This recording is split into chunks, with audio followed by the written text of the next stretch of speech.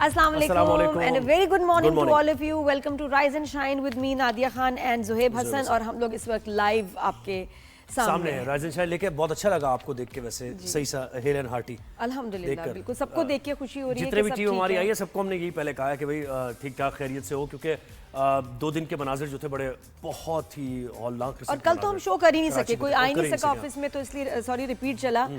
लेकिन ये कि आज भी पूरा हमें पता नहीं था कि आप आएंगे या नहीं, लेकिन उफ की जो 2 दिन गुजरे हैं, मैं हैरान हूँ कि इतनी थोड़ी सी बारिश से इतना बड़ा नुकसान, इतनी तबाही, इतनी सी बारिश से सीरियसली हैरानी होती है। अब बिल्कुल ऐसे ही है कि बारिश तो खैर चले हुई है, 150 मिलीमीटर भी कुछ जगहों पे हुई है, कहीं 200 मिलीमीटर भी हुई है। लेकिन आप ये सही कह रही हैं कि एक मेट्रोपॉलिटन सिटी है जिसके इंतजामात उसके मतलब हिसाब से अकॉर्डिंगली होने चाहिए कि यहाँ बारिश भी होनी है, मानसून भी आना है।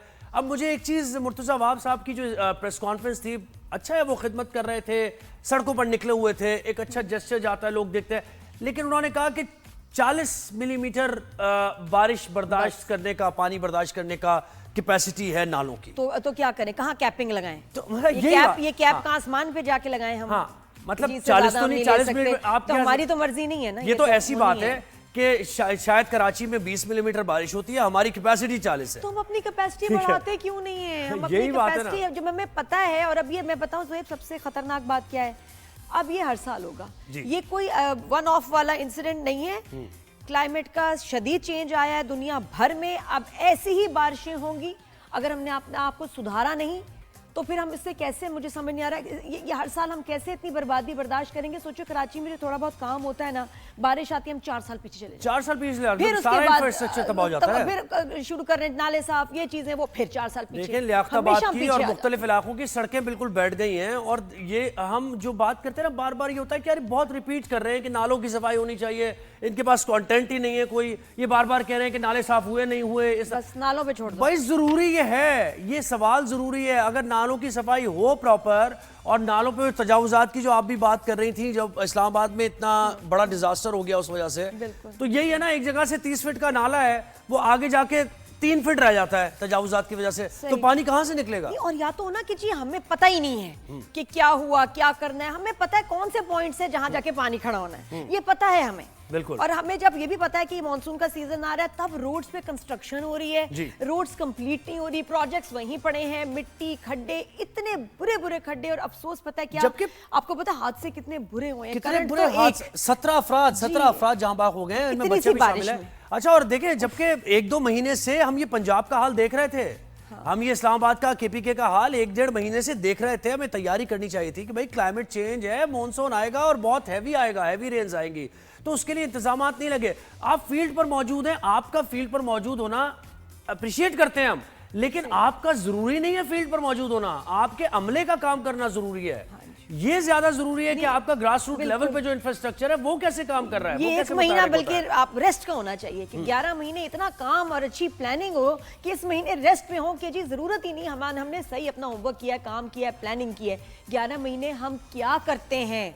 11 महीने हम जो है इंतजार कर रहे होते हैं कि भाई आएगा जब तबाही होगी तो हम उस वक्त कुछ कर लेंगे, उस वक्त कुछ करेंगे, निकाल लेंगे लोगों को। वो जनाब वॉर फुटिंग्स पे हम बाहर जा रहे होंगे, उधर जा रहे हैं, पानी में भी भीग रहे हैं, और फिर आप ये कि देखिए हम तो काम कर रहे हैं, हम तो 24 घंटे फील्ड पर मौजूद है। भाई आपका 24 घंटे फील्ड पर मौजूद होना जरूरी नहीं है, आपका सिस्टम का चलना जरूरी है, यानी 24/7 नहीं बल्कि पूरे साल ये सिस्टम चलना जरूरी है, जभी तो वो प्रोडक्टिविटी दिखाएगा। और ये ऐसे तो नहीं हो सकता कि ओवरनाइट आप देखेंगे कि अच्छा यार परसों बारिश आनी है, ओ भाई एक्टिव जरा देखो गाड़ियों में पेट्रोल है, ये है वो, ऐसे नहीं होता, इस तरह नहीं चलता काम। मुझे इतना दुख है जिस तरह के हादसे हुए हैं ना ज़ोहैब, ये अवॉइडेबल थे, ये इसको आप नेचुरल डिजास्टर कह के ऐसे इसको नहीं टाल सकते, क्योंकि ये अवॉइडेबल थे। लाइक आई सेड कि जी जो गड्ढे बने हुए हैं, जिसमें बच्चे गिरे हैं, जिसमें बाइक्स ऐसे उलट गई हैं, वो ये कौन जिम्मेदार है? आंखों देखे मनाज़िर, शाहराह फैसल पे जो हाल था, यानी लोग जो सुबह के निकले हुए थे वो तकरीबन 12:30, हमारी टीम के लोग 12:30, 1:30, 2, 2:30 बजे पहुंचे हैं, और वो यही बता रहे थे कि 3-3, 4-4, 5-5, 10-10 किलोमीटर वो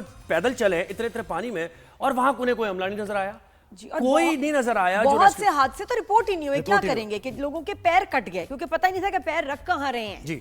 तो कोई ऐसी शार्प चीज पे, सरिये पे, किसी चीज पे उनके पैर फंस गए, बेचारे फिर भी घर पहुंचे। औरतें बाइक से गिरी हैं, स्कूल वैन्स फंसी हुई हैं। तो मैं स्कूल से भी ये कहता हूं कि भाई जब फोरकास्ट यानी वेदर फोरकास्ट है, हैवी रेन्स हैं, आप वैसे स्कूल्स बंद कर लेते हैं, ये हो रहा है वो रहा है। 2 दिन बंद कर ले स्कूल, कोई ऐसा मसला नहीं होता। और माँ बाप भेजे ही नहीं, हमने तो भेजा ही नहीं था, हमने तो वो नोटिफिकेशन आने से पहले ही मैंने नहीं भेजा कि बारिश हो रही है, नो ड्राइव डे है ये। हाँ, अब स्कूल गए बच्चे, स्कूल से वापस आ गए, कोई जिम्मेदारी नहीं स्कूल की कि बच्चे की वैन फंसी। कितनी दसियों वैन थी जो दोपहर 12 बजे से जो फंसी हैं, तो सारे बच्चे वैन में फंसे हुए थे, रात तक वो अपने घर नहीं पहुंचे। तो स्कूल वालों को तो पता ही नहीं है, स्कूल वालों की जिम्मेदारी ही नहीं है। ये अजीब सी बात है। अच्छा, एक और चीज मैं नादिया आपको बताऊं, मतलब मैं कहती हूँ किसी और तरक्की के प्रोजेक्ट को, सब कुछ को रोक दें, अगले साल के लिए खुदा के वास्ते जो है ये कराची को ठीक करें। अब वो ये कहते हैं कि जी हम कितनी खुदाई करें, कंप्लीट तो अब ड्रेनेज सिस्टम बन नहीं सकता, पूरा कराची को हम कैसे उधेड़ दें।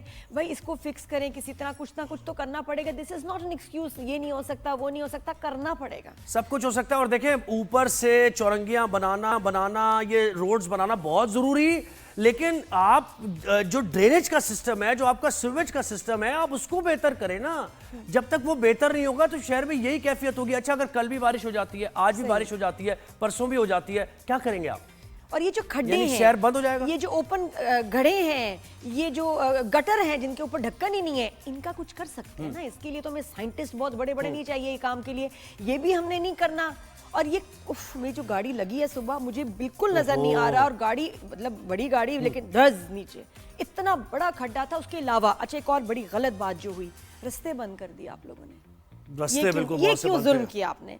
अभी मैं एयरपोर्ट का ही बताऊं, जो मैं कहती हूँ कि एक आराम से रास्ता है कि हम इधर जा सकते हैं, नहीं वो बंद है। पता नहीं कौन सी सिक्योरिटी इमरजेंसी तो खोल दे उसको। 1 किलोमीटर रोज हम आगे जाते हैं टूटी हुई सड़क पे, और आधा घंटा वहां फंस के सिर्फ हमें यू टर्न लेना है, coming back to that road जो हमेशा से खुली थी, और अब वो उसको खोल के। और आप देखिए, मुझे शारा फैसल भी वन वे, मुझे ये बताएं, ये जो सारा उर्दू ये कराची यूनिवर्सिटी से लेके जो ये पूरी, भाई ये कब तक बन जाएगी मेट्रो? इसका कोई हिसाब किताब है कि ये इतने साल तो हम ही इसको देख रहे हैं, बच्चे बड़े हो गए, लेकिन मेट्रो का कंस्ट्रक्शन का काम नहीं खत्म हो रहा। ना मलीर की कंप्लीट हो रही है, ना यूनिवर्सिटी रोड की कंप्लीट हो रही है। अजियत में यहाँ लोग हैं। और मैं आपको बताऊं, सीधी सीधी एक बात है, कराची के लोग नाराज हैं, कराची के लोग सवाल कर रहे हैं। अच्छा, एक चीज मैं बता दूं ब्रेक में जाने से पहले थोड़ा सा, 18 टाउन्स के नाजमीन हैं, ठीक है, कराची में 18, उनमें से 9 जमात इस्लामी के हैं, 9 जमात इस्लामी के हैं, यानी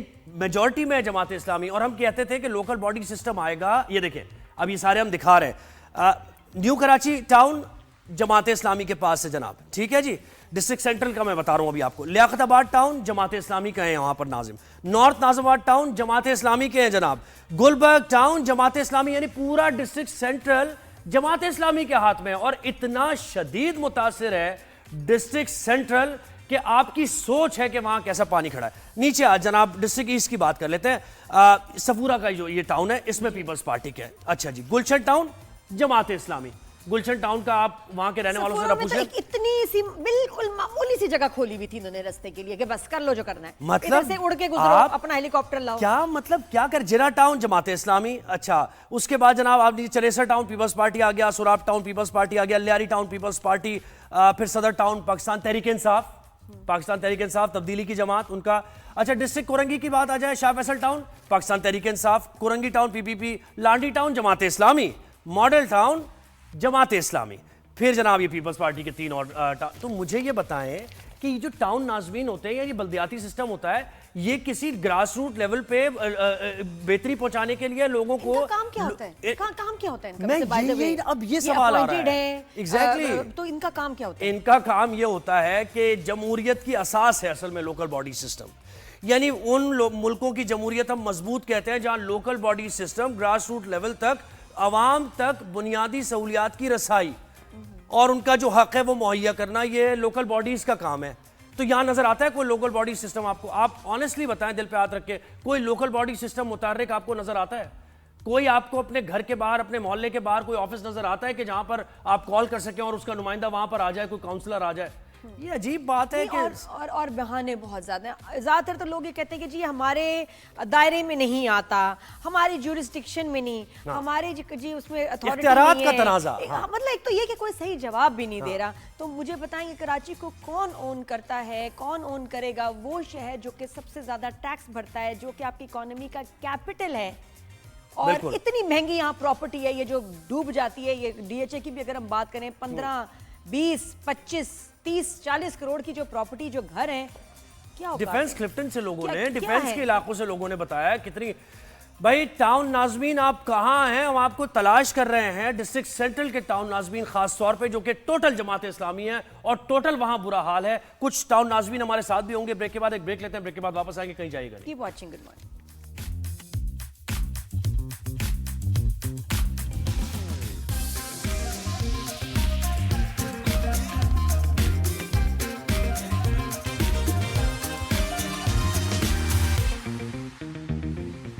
welcome back after the break. Good morning everyone. Top story तो एक ही है, कराची शहर को हमने देखा कैसे डूब गया कुछ घंटों की बारिश में, इतनी बुरी तरह, और जो लोगों को इतनी तकलीफ उठानी पड़ी। जो गाड़ियां जो बिल्कुल आप मतलब हम देख रहे थे वीडियोस, वो सच थी कि जहां आप ड्राइविंग कर रहे हैं उससे ऊपर पानी आया हुआ, लोग अपनी गाड़ियां छोड़ के चले गए। अब देखिए लाखों की गाड़ियां, 40-50 जानी नुकसान तो हुआ, माली नुकसान कितना हुआ? उसको कौन पूरा करेगा? ये किसकी कॉम्पनसेशन कहाँ से आएगी? वैसे हमारे इंश्योर्ड है नहीं गाड़ियां, तो ये नुकसान कौन पूरा करेगा? और ये देखिए हम इसलिए कि बिल्कुल तनकीद करने का मकसद हमारा यही है कि आने वाले वक्त में आप एटलीस्ट बेहतरी कर लें, अपने सिस्टम को बेहतर बना लें, जो नकायस है उनकी निशानदेही की जाए ताकि आप उनको देखें और उस मामले को बेहतर करें। सबसे बड़ा मसला था ही ये कि हमारे नाले जो गटर वो साफ ही नहीं होते, नालियां साफ ही नहीं होती, जो 2-2 महीने के बाद रेगुलर एक होता था एक रिचुअल के जी करना है, वो रूटीन खत्म हो गई। अब तो ये कि 5-5 साल में मेरे ख्याल सफाइयां हो रही हैं या वो भी नहीं हो रही। बिल्कुल इंक्रोचमेंट भी वज़ाहिर उन नालों पर जो बनी है वो उसमें वकास बाकर ने हमें ज्वाइन किया। अब हम जरा आज की क्या सूरत है, यानी बारिश परसों हुई थी और कल रात भी बारिश हुई है। खैर तो आज देखते हैं अगर सड़कों पे बेहतर है सूरत हाल और पानी निकाल दिया गया है मेजोरिटी शहर में, तो ये काबिल तारीफ भी बात होगी। आज जो लोग काम पे गए ना, अपने साथ एक छोटा सूटकेस लेके गए हैं, मैं भी रख के लाई हूँ, मेरे मियाँ भी लेके गए हैं, क्योंकि हमें पता नहीं कि अगर बारिश शुरू होगी तो हम कैसे घर तो क्या होगा। अच्छा वकास मुझे बताएं, कहाँ का विजिट आपने कराची के किन इलाकों का किया है, आंखों देखे मनाजिर ऑनेस्टली जरा हमें बताइए। जी बहुत शुक्रिया आपका। आज हम अगर बात करें कराची में जो बारिश हुई थी, परसों हुई थी, कल तो बारिश हुई थी, की बारिश हुई थी, उसको तो हम इस तरह काउंट नहीं करते। आज की अगर हम बात करें, शाहराह पाकिस्तान पे सिर्फ एक छोटा सा पैच है जहाँ पर फ्लाईओवर के करीब वहां पर पानी जमा है। इसी तरह से हम जो रेक्सर लेन, पुराना गोलीमार, साइड सनती एरिया में छोटे छोटे 2-4 पैच हैं जहाँ पर गड्ढे पड़े हैं, बारिश की टूटने की वजह, बारिश होने की वजह से गड्ढे पड़े, इसकी वजह से पानी जमा है। लियाकताबाद में एक शाहरा टाउन म्यूनिसिपल कॉर्पोरेशन की जानिब से बनाई गई थी, 36 रकम खर्च करके बनाई गई थी, गुज़िश्ता माह उसका इफ्तिताह हुआ, लेकिन वो सड़क ही रह गई। सूरत हाल यह है कि कराची में इस वक्त तमाम ही शाहराह मोटरवे में माँ सवाए चंद एक मकामात के जहाँ पर बरसाती पानी की वजह से गड्ढे पड़े हुए हैं, और हम उस शाहराहों पर मसला है। M A Jinnah road, Hasan square, Shahrah Faisal, Shahrah Pakistan, MT Khan road, ये तमाम शाहराह मोटरवे में बआसानी सफर किया जा सकता है। लेकिन मसला कराची में बारिश के बाद जो असर हुआ करता है, वो 2 बड़े मसाइल होते हैं। एक कराची में नालों की सफाई न होने का माजी में मसला रहा है, और दूसरा मसला कराची की सड़कों की टूट है। इस बार कराची की बरसाती जो नाले थे उनकी सफाई तेज भी हुई थी, तो उन्होंने बेहतर परफॉर्म किया। शाहराह फैसल पर जो मुत्तसिल 3 बरसाती नाले हैं, तीनों बरसाती नालों के जरिए से पानी ड्रेन हो रहा था। तब 170 मिलीमीटर बारिश होगी और उस बरसाती नाले की कैपेसिटी 40 मिलीमीटर बारिश को ड्रेन करने की होगी, तो मसाइल होंगे। इसके साथ साथ यहाँ पर सबसे बड़ा मसला है नाकिस तामीरात की हामिल सड़कें हैं, जिसकी वजह से जगह जगह जब गड्ढे पड़ते हैं तो Karachi water and sewerage corporation का मेन लाइन का वकास मुझे एक चीज बताइए, कल भी आप रिपोर्ट कर रहे थे, उससे पहले भी आप रिपोर्ट कर रहे थे, फील्ड पर मौजूद थे। हम जो ये सवाल उठा रहे हैं, टाउन नाजमीन और ये लोकल बॉडीज का जो सिस्टम है पूरा डिस्ट्रिक्ट सेंट्रल जमात इस्लामी के पास है। आपको नजर आया डिस्ट्रिक्ट सेंट्रल में कोई अमला काम कर रहा हो या पहले से कोई तैयारी नजर आ रही हो, कुछ ऐसा था? देखिए इसमें कतई नजर की सूरत यही बड़ी अफसर है। कराची में 25 टाउन म्यूनिसिपल कॉर्पोरेशन है, जिनमें से 3 PTI के पास है और 9 टाउन जमात इस्लामी के टाउन चेयरमैन के पास है। कहीं कोई एक जगह पर भी बल्दियाती कौंसिल के नुमाइंदों के दरमियान इक्वेशन नहीं थी। हमने कराची मुर्तदाबाद को मुस्तकिल देखा, और गो के पीपल्स पार्टी की भी बेसमेंट टाउन चेयरमैन कहीं नजर नहीं आए, सिवाय चंद एक जगह पे। आप असल में यह है कि बल्दियाती नुमाइंदों की बहुत बड़ी तादाद है जो मौजूद है। UC चेयरमैन, वार्ड काउंसिलर से लेकर टाउन चेयरमैन तक सबको ओहदे सियासी जमातों को चाहिए पॉइंट स्कोरिंग करने का उनके पास वक्त है, लेकिन अपने लोगों के दरमियान खड़े होने का वक्त नहीं है। यहाँ पर कौमी सूबाई असम्बली के अरकान और बल्दियाती नुमाइंदों की तादाद को शुमार किया जाए तो इस कदर उनके मुशाहिरों को शुमार किया जाए तो शायद किसी एक दूसरे की सूरत बेहतर हो जाए। लेकिन यहाँ पर हमारे बदकिस्मती की सियासी जमातें एक दूसरे पर मलबा गिराने का काम करती हैं, न सिर्फ बल्कि बल्दी हुकूमत कराची के कामों में मकामात को रखना डालने का भी रिपोर्ट हुआ। अच्छा वकास, ये बताएं जिन लोगों की जाने गई हैं उनकी जान जाने की वजह क्या थी? क्या ये करंट की वजह से? जी, कराची में 10 लोगों की हलाकत की इत्तला है, जिसमें तो कुछ जो है वो बात करंट लगने से, 2 वाकया ट्रैफिक हादसा की वजह से, 2 जगह पर जो है वो घर गिरने से जो है वो हुई है, आम बात हुई और जख्मी हुए हैं। बुनियादी तौर पर बराह रास्त बारिश की वजह से ये घरों में करंट लगने से हुआ, कहीं किसी शाहरा पर करंट लगने या तार गिरने की वजह से कोई वाकया रूनुमा नहीं हुआ।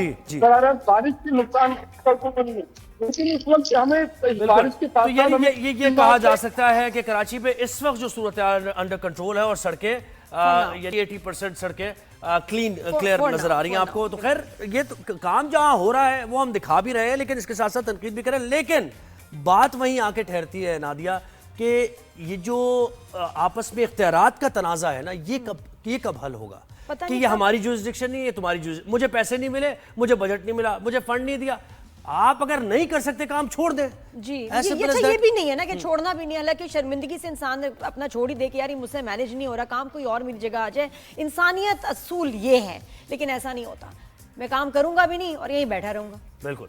और ये अगले 11 महीने फिर यही होना है, फिर उसके बाद हम लोग यहाँ शो कर रहे होंगे और नंबर ऑफ डेथ शायद इससे भी ज्यादा हो। बारियां लगी हुई हैं भाई, देखिए किसकी बारी आती है अगले साल। लेकिन इन 11 अगले महीनों में हमने क्या करना है? यहाँ दरख्तों का क्या करेंगे, नालों की सफाई का क्या करेंगे, ये जो गड्ढे बड़े बड़े बने हुए जिनकी रिपेयर्स ही नहीं होती, टूटी हुई सड़कें, इनका क्या करेंगे? और वो प्रोजेक्ट जो सालों साल चल रहे हैं और कंप्लीट नहीं हो रहे, क्या करेंगे? ऐसे क्या करेंगे ब्रेक के बाद अब अगला मसला तो बिजली और पानी का भी है ना, वाटर सप्लाई भी मुअत्तल हो गई है, तो बहुत सी जगहों पे पानी की शॉर्टेज हो जाएगी और बिजली भी नहीं आ रही है। एक ब्रेक लेते हैं, ब्रेक के बाद हम वापस आते हैं, कहीं जाएगा नहीं, देखते रहिए राजन शाह।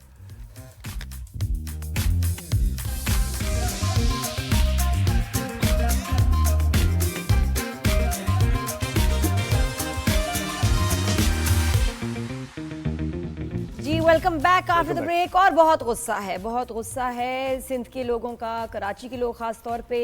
जो हाल हुआ है ना यहाँ 2 दिन में, इतनी थोड़ी सी बारिश, कुछ घंटों की बारिश और बिल्कुल सारा जो शहर है रुक गया, बह गया। बहुत ज्यादा एक्सपेक्ट कर रहे थे हम लोकल बॉडीज सिस्टम से, लेकिन उस तरह नजर नहीं आया।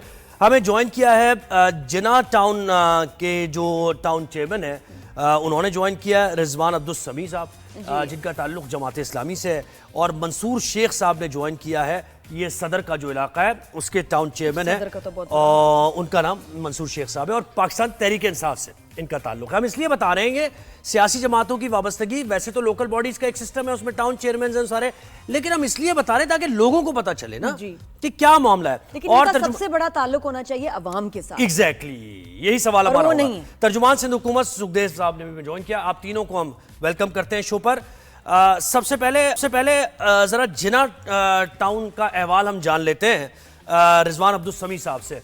रिजवान साहब, जिना टाउन का इलाका तो मतलब ऐसा लग रहा था कि वो कोई दरिया का मंजर पेश कर रहा था, बड़ी मौजें भी, टाइड्स भी ऐसी थी कि लोग बहते जा रहे थे। तो इससे पहले क्या आपने इकदाम किए थे? कितना बजट आपके पास आया था? कहाँ लगा वो बजट? जरा बताइए हवाला में।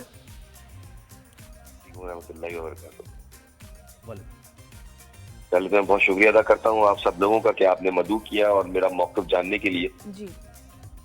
देखिए, ये जो स्टॉर्म वाटर ड्रेन है, ये जो बुनियादी जिम्मेदारी है ये केएमसी और सिंध गवर्नमेंट की है। टाउन्स को स्टॉर्म वाटर ड्रेन की जिम्मेदारी इसलिए नहीं बनती कि ये स्टॉर्म वाटर ड्रेन जो है वो सीवरेज के जरिए नहीं निकलता, ये स्टॉर्म वाटर के ड्रेन के जरिए निकलता है, जो मेजरली केएमसी के नाले हैं। और ये केएमसी के नाले जो हैं ये सारे जाके कनेक्ट होते हैं हमारी 3 बड़ी आर्टरीज जो हैं जो ईस्ट में लगती हैं, मलीर नदी, गोजर नाला और यारी नदी। सारा पानी हमारा इनमें, ईस्ट के जो टाउन हैं उनका पानी इसी में जाता है। अच्छा, अब ये नाले और नदियां बिल्कुल सिल्ट से भरी हुई हैं। पिछले 20 साल से यारी नदी की कोई डिसिल्टिंग नहीं हुई। हर मीटिंग में हमने कहा कि TP2 जो पंपिंग स्टेशन उसको ऑन करें, ताकि सीवरेज का पानी है और जो स्टॉर्म वाटर है समंदर में जाता रहे, तो बारिश में प्रॉब्लम ना हो। अब हो ये क्या है कि लियारी नदी का लेवल ऊपर हो गया है और जितना जो ड्रेन्स हैं टाउन्स के, उनका लेवल नीचे हो गया। तो जब सिल्ट से भर गए और बिल्कुल भर गए नाले और ये नदियां, तो बारिश का पानी कैसे जाएगा बताइए मुझे आप। बारिश के दौरान पानी खड़े होने का कोई प्रॉब्लम नहीं है दुनिया भर में, लेकिन बारिश के बाद पानी ना उतरे, ये बहुत बड़ी नाकामी। इसके अलावा जो मेन रोड और जो बड़ी रोडें जो बनाई गई हैं, उनमें ढलान और उनको जो स्लोप है बिल्कुल ख्याल नहीं रखा गया, तो उसकी वजह से इंफ्रास्ट्रक्चर जो है बिल्कुल तबाह हो गया। और बारिश में जो शहर में देखा, वो आपको सबसे बुरा हाल शारा फैसल पे था। अब शारा फैसल तो कई टाउन से गुजरती है, शारा फैसल सदर टाउन से भी गुजरती होगी, शारा फैसल जनेसा टाउन से भी गुजरती है, जिना टाउन से भी गुजरती है, 2 कंटोनमेंट बोर्ड से गुजरती है, मॉडल टाउन से गुजरती है, लेकिन प्योरली डोमेन तो वो KMC का और सिंध गवर्नमेंट का है ना। तो जब मेन आर्टरी थी आपकी बिल्कुल भरी रहेगी। यूनिवर्सिटी रोड का आप हाल देख लीजिए आप, आज सुबह भी यूनिवर्सिटी रोड आप देख लीजिए, मैं विजिट करके मैंने देखा है मैंने कि वो 2-2 फीट पानी खड़ा हुआ है यूनिवर्सिटी रोड पे कल रात की बारिश का। जी। तो ये तो गवर्नमेंट की जिम्मेदारी है, इनको इन्होंने इससे पहले काम नहीं किया और इंफ्रास्ट्रक्चर पे देखभाल नहीं हुई, तो अब ये सूरत हाल नजर आ रही है। सर, ये आपने अब यूनिवर्सिटी रोड की बात की, ये प्रोजेक्ट कब बनने हैं? ये तो बस अजाब ही बना हुआ है हमारे लिए। प्रोजेक्ट कंप्लीट कब होना है? जो मलीर में रोड को बिल्कुल जो है कम कर दिया गया, रोड बनाते हैं फिर तोड़ते हैं। ये सुखदेव साहब से पूछते हैं, थोड़ा सा ये भी बताएं कि ये यूनिवर्सिटी रोड की ये कब खत्म होना है इसका प्रोजेक्ट, और मलीर का प्रोजेक्ट कब खत्म होना है इस ट्रेन का? ये BRT का प्रोजेक्ट जो है, ये तो बिल्कुल ऐसा प्रोजेक्ट है कि जो हमारे लिए मुस्तकिल अज़ाब जान हो जाएगा। यूनिवर्सिटी रोड को, इतनी चौड़ी रोड को आपने जो 4 लेन हो सकती थी, आपने उसको 2 लेन में कन्वर्ट कर दिया। अब 2 लेन्स पे पूरे शहर का, पूरे गुलशन का, पूरे गुलिस्तान जौहर का, मलीर कैंट का, स्कीम 33 का और सफूरा का पूरा ट्रैफिक, लाखों गाड़ियां गुजरेंगी 2 लेन से। ये हम सुखदेव साहब से भी जानेंगे, इसके साथ साथ दीगर, लेकिन ये प्लीज जरूर बिल्कुल ये जरूर पूछेंगे। चलो यही पूछ लेते हैं ना पहले। सुखदेव, बहुत शुक्रिया, आपने वक्त दिया हमें। राइज एंड शाइन में सवाल तो बहुत से हैं, लेकिन जरा नादिया का ये सवाल कि BRT कब तक मुकम्मल हो जाएगा? हम क्या लाठी पकड़ के इसमें चढ़ रहे होंगे, है ना, कुछ या फिर पहले वापस 4 लेन प्रोजेक्ट कर दें? इसके लिए हम उस पर भी बड़े खुश हैं। जी, thank you for having me on your show. सबसे पहले मैं आपका इस चीज़ से जवाब देता हूँ, पर मैं एक चीज़ क्लेरिफाई करने दे। अभी जो मौसूफ ने बात की वो कम्प्लीटली मिसलीडिंग और फॉल्स थी। इनका ये कहना है कि ये सिर्फ सिंध गवर्नमेंट का या KMC का डोमेन और टाउन्स का, इसमें कोई नहीं था। इस पर तो वो मिसाल होती है ना, मीठा मीठा हप हप कड़वा कड़वा तू। आप अरबों रुपए का बजट लेते हैं, टाउन्स को 14 अरब से ज्यादा के जो है रिकवरीज दी गई इस चीज के लिए। जो रोड्स खुदे हुए हैं रोड कटिंग की वजह से, रोड जो तबाह हाल है उनका वो जो है रिस्टोर करें। इनको मंथली OZT शेयर अलग मिलता है, एनुअल इनके डेवलपमेंट प्लान इनको अलग मिलते हैं। इनका एकदम से कन्वीनियंटली बोलना कि 20 साल से जो है किसी की लियारी नदी की डीसिल्टिंग नहीं हुई। मैं आपको बताता चलूं, 26 जून से कंटिन्यूसली सब नालों की जो है डीसिल्टिंग चल रही कराची में। मुझे अब ये बताया कि नालों की डीसिल्टिंग जो है ना होती, नाले क्लियर ना होते तो 3 घंटे में 4 घंटे में पानी उतर गया, या अपने आप उतर गया या उड़ गया रात के टाइम पे पानी। नेचुरली नाले चल रहे थे तो पानी उतरा है। नालों की डीसिल्टिंग अभी नहीं, 26 जून से चल रही है। मॉनसून कराची अभी से नहीं, जुलाई से, अर्ली जुलाई से एक्सपीरियंस कर रहा है, जिस पर आपने देखा होगा जुलाई से रेंज चलती आ रही है। पर ये था कि हफ्ते में 1 दिन होती थी, 2 दिन होती थी, थोड़ी बारिश थी, इतना नहीं था, इसलिए आपको ज्यादा फील नहीं होता था। ये 4 से 5 दिन का स्पेल है, आप इसको आइसोलेशन में ना देखें ना, आप इसको नेशनली देखें कि पूरे सिंध में, जैसे कल हैदराबाद में जो है more than 150 millimetre Hyderabad rural Hyderabad city में बारिश हुई है। कोटकी, सक्खर, शिकारपुर, कराची, हैदराबाद, बदीन, छट्टो, हर जगह पे जो है ये बारिश हो रही है। नेचुरली आपने 4 दिन पहले देखा कि more than 400 lives were lost in KP। जितना एयर टाइम कराची को मिला है तो इन सब चीजों को दिखाया है, इतना मेरे ख्याल में अनफॉर्चुनेटली KP को भी हमारे मीडिया ने नहीं दिखाया होगा 24 घंटे से को डिस्कस करके। तो उसको आइसोलेशन में लेट्स नॉट। तो सुखदेव साहब, कहीं किसी कॉन्ट्रैक्ट में, किसी पेपर में कहीं लिखा हुआ है कि वो आप हम एक दफा पब्लिक को या इनको भी याद करा दें जिनका काम है ये, जिससे क्लियर हो जाए कि कराची के नालों की सफाई किसने करनी है? इस सवाल का जवाब हमें सही नहीं मिलता कि जिम्मेदारी, और मेन शाहराहों से हटके जो अंदर की सड़कें हैं वो किसकी जिम्मेदारी है? अब जिनसे हम उनसे बात करे थे उनको दोबारा जरा प्लीज शामिल करें साथ में। मंसूर साहब को भी करते हैं। ये सुखदेव साहब तो कह रहे हैं कि ये आपका काम है, ये प्लीज क्लियर कर दें आज, कोई तो मान ले। मैं इसको, अगर आप मुझे इजाजत दें, जी, तो जैसे शाहरा फैसल की बात चल रही थी, शाहरा फैसल पे there are more than 10 land owning agencies, जिसपे टाउन्स भी गुजरते हैं, जिसमें से आपकी केएमसी का डोमेन निकलता है, कैंटोनमेंट बोर्ड का भी, अपने अपने इलाके का हर कोई जिम्मेदार वहां पे। नेवरदलेस जो हमारी सूबाई हुकूमत है, it has never shied away from its responsibility, हमने फिर भी वो चीजें क्लियर करवाई हैं। शाहरा फैसल पे इशू था, बिल्कुल एक पैच था 3 से 4 किलोमीटर का। शाहरा फैसल 3 किलोमीटर का, 4 किलोमीटर का नहीं, Shahrah Faisal is more than 18 kilometre. उस पे 2 किलोमीटर का पैच था। अनफॉर्चुनेटली उस पर बड़ी बुरी सूरत हाल थी, उसको एडमिट करना चाहिए, हमने उसको शाया भी नहीं किया।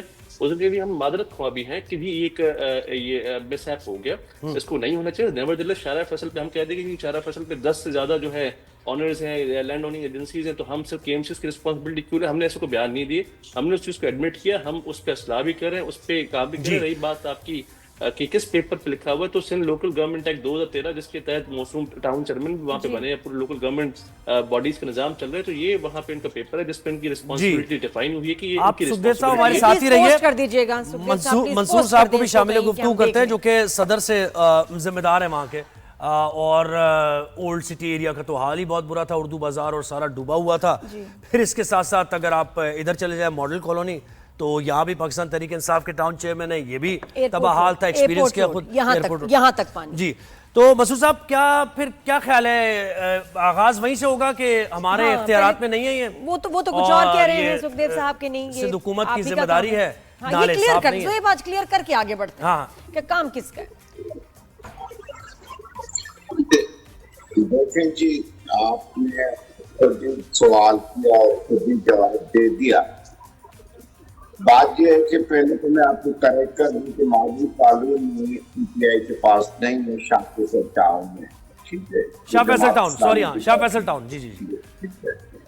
और आपने, मैं कल भी था, परसों भी था, पहले दिन में ओल्ड एरिया में मोस्टली जो ड्रेनेज सिस्टम है वो इतना पुराना है, इंफ्रास्ट्रक्चर इतना पुराना है कि उनकी इतनी कैपेसिटी नहीं है कि जिस तरह से बरसात तेजी से हो रही थी, जमीला पंप जो अपनी 100 साल से ज्यादा जिंदगी गुजार चुका है, और लास्ट टाइम भी हमारा मेयर साहब से इस पर बात हुई थी और उन्होंने वायदा किया था कि हम उसको काफी दफा बना चुके हैं, अभी बिल्कुल नया बनाएंगे। तो ओल्ड एरिया डिपेंड करता है जमीला पंप पे। इल्जाम की बात नहीं है, देखे रिस्पॉन्सिबिलिटी से बची हुई है कि हम कहें कि उसकी है या उसकी है। आप जाके लोकल गवर्नमेंट का किताब ले लें ना, उसमें रिस्पॉन्सिबिलिटी ग्राउंड की क्या है, केएमसी की क्या है, वाटर एंड सीवरेज बोर्ड की क्या है, स्ट्रॉन्ग ड्रेन कौन बनाता है, बड़े नाले किसके पास है, बड़े पार्क किसके पास है, छोटे पार्क किसके पास है, गलियां किसके पास। अच्छा, यानी आपके पास इख्तियार, यानी मुख्तसरन ये कि आपके पास बिल्कुल ऐसा इख्तियार है कि ना होने के बराबर है, ऐसा ही है? और आपके पास फंड्स भी नहीं होते, जो कि कहा कि आपको फंड्स मिलते हैं नाले साफ कराने के, वो नहीं मिल रहे आपको? नहीं जी, किसने कहा है कि हमें फंड्स की जरूरत होती है? हमें ओजीटी अपना शेयर मिलता है, ठीक है। ओजीटी शेयर अपने जो रिसोर्सेज है, अपने सोर्स ऑफ इनकम है, प्रॉपर्टी टैक्स हमें मिल रहा है और बहुत सारे सोर्स ऑफ इनकम है, हम उससे पूरा करते हैं। फंड्स का कोई इशू नहीं है, रिस्पॉन्सिबिलिटी बटी हुई है। फंड्स का तो जो है ना, किसी पे इल्जाम डालना है, फंड्स का जो भी किसी को कहता है नहीं, आपकी जिम्मेदारी क्या? मैं कह रहा हूं आपको जो इख्तियारात आपके हैं वो मिले हुए हैं भरपूर, या आप ये कह रहे हैं कि मुझे 100% क्या क्या है वो जरा गिनवाइए, क्या क्या है उसमें, आपके इख्तियारात में क्या क्या आता है? यानी आपसे अगर पूछा जाए, अकाउंटेबिलिटी आपकी की जाए, क्या क्या सवाल किए जाए आपसे? देखिए, स्ट्रीट लाइट हमारा है, गली रोड हमारा है, छोटे पार्क हमारे है, स्कूल हमारे पास है, डिस्पेंसरीज हमारे पास है, मैटरनिटी होम हमारे पास है, ठीक है, छोटे नाले हमारे पास है। तो जो यही तो अर्ज कर रहे हैं ना, छोटे नाले आपके पास हैं। छोटे नाले उससे पर्टिकुलर ये है कि ये टाउन का है, ये केएमसी का है। अब कल में गया था केएमसी के साथ, 20 साल से साथ नहीं हुआ था और लोगों ने इंक्रोच किया है। अब आप ये नहीं देखते हैं कि जी उर्दू बाजार की आपने बात की, अब जाए तो वहां पे कॉलेज उसपे बना हुआ है, नाले पे आपकी मार्केट बन गई है, ये किसकी रिस्पॉन्सिबिलिटी है? ठीक है ना, शहरी की रिस्पॉन्सिबिलिटी है, गवर्नमेंट की भी है, टाउन्स की भी है। तो देखिए आप रिजवान साहब, इस तरह से सवालात न करें। नहीं सवालात तो हम बहुत ही तंग, सवालात तो हम वाकई समझ नहीं आ रहा, सवाल तो पब्लिक हमें वाकई समझ नहीं आ रहा कि सवालात हम किससे पब्लिक करें। नहीं सवाल करेगी आपसे तो कौन करेगा? नहीं, सवाल पब्लिक करे, मैं आपको बता दूं जो जिसकी पब्लिक करे। रिजवान साहब इसका जवाब, रिजवान साहब से थोड़ा बात, रिजवान साहब आप इसका जवाब देंगे? ये जो मेरी बात सेंट्रल डिस्ट्रिक्ट, अभी आप मेरे साथ जो आपने इल्जाम लगाया कि बांसलो डूबा हुआ है, मैं कल खुद गया हूं और आज फिर जाऊंगा। पानी तकरीबन खत्म हो चुका था। पहले दिन जिसमें हुआ था एक 20 साल के नाला, केएमसी का नाला था, वो साथ नहीं हुआ था बिकॉज ऑफ द एनक्रोचमेंट। ठीक है ना, हमने कल मिल के तोड़ी है असेंबली के गेट पे, हमने जो है एक जी अच्छा ही है, समझ गया। तो पता हम बात कर रहे हैं पानी निकल गया, अब पानी खड़ा क्यों हुआ? पानी खड़ा क्यों? पानी के इतना साथ रुक कैसे उसकी गया? चोक हो रहा है पानी, उसका ड्रेनेज सही नहीं है, लोगों की जानें चली गई। आप प्लीज उसका पता है, पानी ने आज निकल परसों निकल जाएगा, वो तो पानी का कमाल है। लेकिन ये कि इतने घंटे 48 आवर्स तक पानी खड़ा क्यों था? और इतनी सी बारिश में 170 मिलीमीटर कोई बारिश है, उस पे पानी खड़ा हो गया, ये बताएं। नहीं, आप कहती है 178, 400 भी कोई बात नहीं है, ठीक है ना। अच्छा मंसूर एक हमारे साथ ही रहिए, मैं जरा रिजवान साहब को भी आप फाइनल कमेंट उनसे भी ले लूं। रिजवान साहब आप मुझे ये खैर अब क्या मुझे समझ ही नहीं आ रहा कि मैं सवालात क्या करूं बिल्कुल हो रहा है ना ऐसा। मुझे आप डिस्ट्रिक्ट सेंट्रल का कुछ बता सकते हैं? वैसे तो ठीक है आप जिना टाउन और ये डिस्ट्रिक्ट सेंट्रल का बता सकते हैं, या 9 टाउन्स जो आपके पास है उसका कुछ बता सकते हैं आप कि क्या जिम्मेदारी है उसकी भी सिंध हुकूमत पे ही डालनी है आपने? कुछ तो कहें। देखिए आपके पास, देखिए रेवेन्यू और फंड के हिसाब से आप मुकाबला कर रहे हैं एक टाउन के काम का पूरे सिंध गवर्नमेंट के काम से। सिंध गवर्नमेंट के पास 2,500 अरब रुपए का रेवेन्यू कलेक्ट होता है, 2400 से लेकर 2500 अरब रुपए का रेवेन्यू कलेक्ट होता है।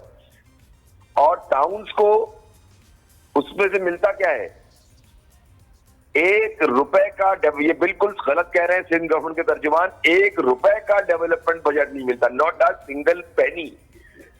ये जो टाउन्स को पैसे देते हैं OZT, ऑक्ट्राइज जिलाई टैक्स, ये 18th अमेंडमेंट के बाद जो डेवोल्यूशन ऑफ पावर हुई फेडरल से सिंध को और सिंध से KMC को और टाउन्स को और यूनियन काउंसिल को, उस फॉर्मूले के तहत मिलते हैं और वो तनख्वाहों के पैसे देते हैं। ये कोई डेवलपमेंट के पैसे नहीं देते, तनख्वाहों के पैसे हमको तो देंगे ना भाई। जब आपने 600, 700, 800 मुलाजमीन एक टाउन में भर्ती कर दिए, वो नजर ही नहीं आए ना, यही तो कह रहे हैं ना पूरे मैं आपको लोगों ने अपनी मदद आप की है, वो मुलाजमीन थे कहां पर नजर नहीं आए। 7 करोड़ रुपए मेरे टाउन की तनख्वाहें हैं। इतना सा टाउन है और इसके ऊपर 7 करोड़ रुपए तनख्वाहों का बोझ है। तो लोग कहाँ है? वो 7 करोड़ जो तनख्वाहें जा रही हैं, लोग ही तो नजर नहीं आ रहे ना, गुलशन में नजर आए पूरा सेंट्रल। भाई 81 भर्तियां की हुई है ना इन लोगों ने। ये तो नया एक पेंडोरास बॉक्स। ये तनख्वाहें जा रही है, ये पैसे नालों पे लग जाए सफाई पे। गवाही दीजिए, नौकरी कैसे मिलती है सिंध के अंदर? पैसे तो नौकरी ले लो। अब जो पैसे देके नौकरी करता है वो काम करेगा, वो तो करप्शन करेगा, वो तो कमीशन लेगा, वो तो 2 नंबरी करेगा। यानी इसका मतलब ये आप ये कह रहे हैं कि आपके हाथ पैर बांध के आप इस पोस्ट पे काम कर रहे हैं, कोई आपको कुछ मिलता नहीं है, यानी कि बेहतरी के लिए लोगों के कहने जी ओवर एम्प्लॉयड ऐसा ही है। 7-7, 8-8 करोड़ की तनख्वाहें हैं। ट्रांसफर कर सकते हैं तो छोड़ दे सर, फिर मैं कहता हूं छोड़ दे, ताकि लोग भी आपकी बात समझे कि भाई इन्होंने प्रोटेस्ट अंडर प्रोटेस्ट छोड़ दी ये जॉब, क्योंकि इनको इख्तियारात नहीं मिल रहे थे, इन्होंने छोड़ दिया ये काम। देखिए आप जब कर रहे होते हैं ना, ओहदे पे होते हैं, तो लोग आपको ही जिम्मेदार ठहराएंगे ना। तो बिल्कुल, इसीलिए तो फील्ड में लगे हुए भाई। इनसे तो अंडर पास साफ नहीं हुआ। इनसे पूछिए कि 4 करोड़ का अंडर पास कल रात तक साफ नहीं हुआ इनसे। KMC का है, मैं रात तमाम कहा खड़ा रहा हूँ, रात को 2 बजे तक। आप खुद वसीम अख्तर साहब को ये कहते थे कि आपके पास इख्तियार नहीं है तो इस्तीफा दे दो।